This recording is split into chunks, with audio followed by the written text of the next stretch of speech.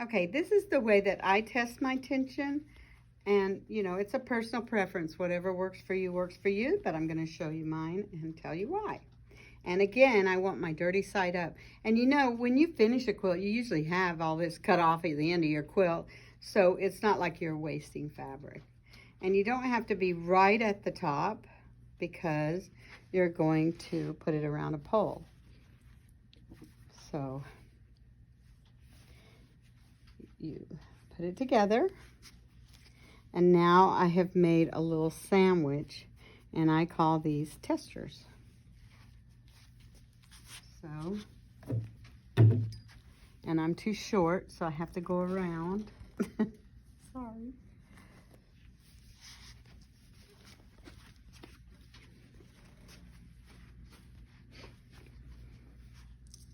Okay. So you just put it on here.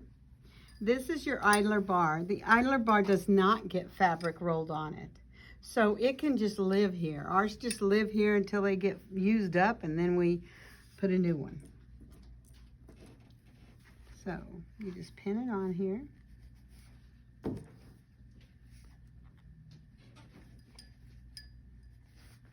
Okay.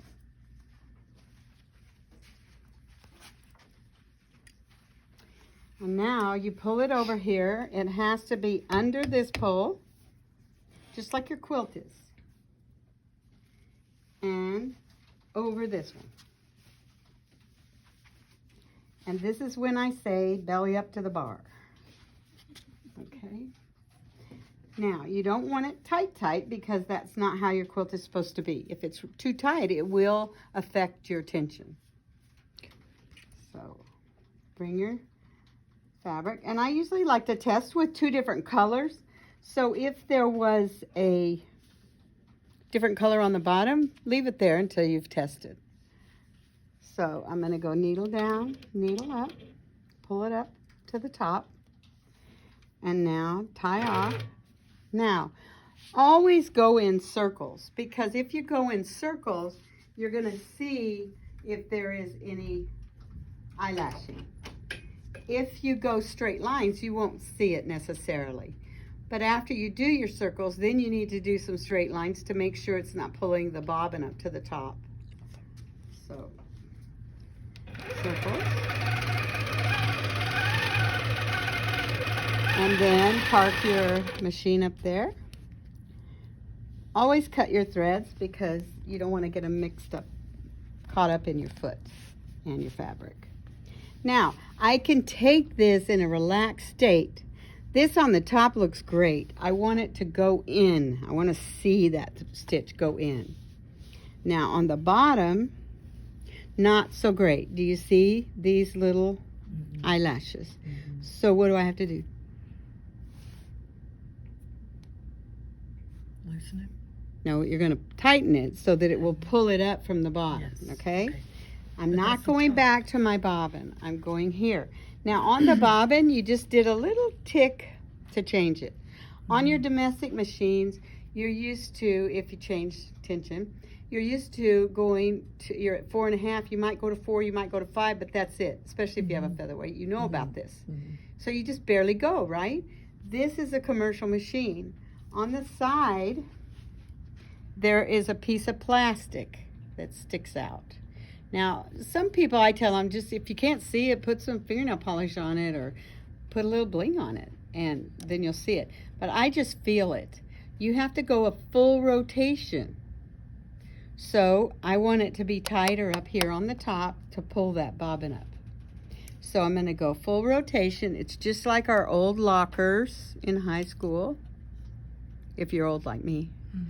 And now I've got it a full turn. I always want to make sure before I start that I dental floss. Now, I'm going to try it again.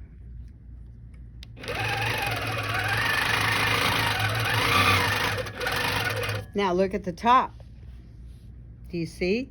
Yes. I pulled it up too tight. Okay? But the back looks great. Okay? So I'm going to go back a half rotation. Okay.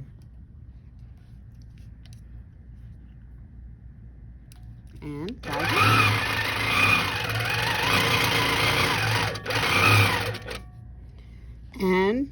It's better, but still not great. So now I'm going to go a quarter rotation.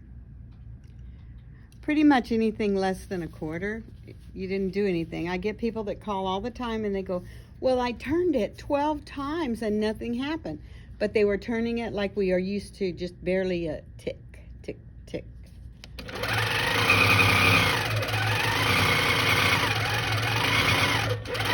And now I'm going to do some straight to see if it's pulling the bobbin up to the top. See how pretty it is? Mm-hmm. And now I can take it out in a relaxed state and see how pretty it is. It's going in. You want both of them to go into the middle. Right. Okay. If you're having trouble when you first begin and you're using a like 4-ounce 100% cotton, you need to put more batting in there. Get an 80-20 or like we have 6-ounce cotton here, you know. Okay, so now I'm ready. Now, the difference in doing this versus what most people do, most people just say, slap a piece of fabric right here and test it. But what happens is when you turn this one, it's already tight, and now you're going to turn it and tighten it more, and you might not get a true accounting until you roll your quilt up and your first row is not right. This way you get a relaxed, true accounting, and it just lives right here on the machine. The other good thing about using this and being able to leave it there is if you're using different colors of thread on your quilts. You can just pop over there and do it real quick. Okay.